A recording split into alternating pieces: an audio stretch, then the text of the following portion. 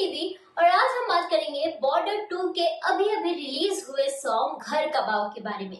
1997 में संदेश आते हैं इस सॉन्ग को रिलीज किया गया था और उस सॉन्ग में जो लिरिक्स थे, जो संगीत दिया था, वो काफी ज्यादा कमाल के थे।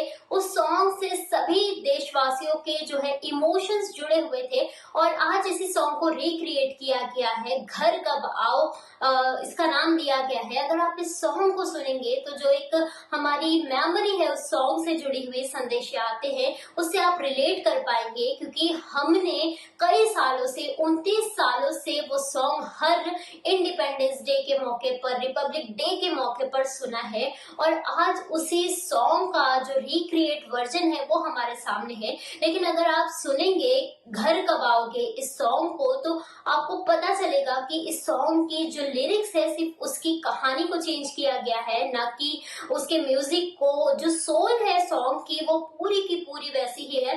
अगर आप देखेंगे कि इसमें सोनू निगम, दिलजीत दोसांझ, अरिजीत सिंह और विशाल मिश्रा की आवाज है और इन चारों की जो आवाज है इसने सॉन्ग में जो है जान डाल दी है। वैसे भी अगर पुराने सॉन्ग से इसे कंपेयर करें तो दोनों में भी कोई कंपैरिजन नहीं है। जिस तरह से वो सॉन्ग था संदेश आते हैं, बिल्कुल उसी तरह ये सॉन्ग है घर कब आओगे। अगर आप सुनेंगे तो आपके जो इमोशंस हैं वो बिल्कुल कनेक्ट कर पाएंगे। खाली इस सॉन्ग में जो है स्टोरीज को चेंज कर दिया गया है और स्टोरीज को ऐड कर दिया गया है सो ऑल ओवर।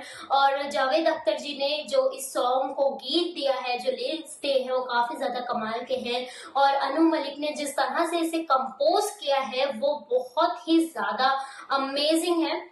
और अगर रिव्यूज की बात करें तो अगर आप इस सॉन्ग को जैसे आप सुनेंगे कि घर कब आओगे, लिटरली आपको गूज बम्स आने लगेंगे क्योंकि हम रिलेट कर पा रहे हैं उस 29 साल पुराने गाने को आज।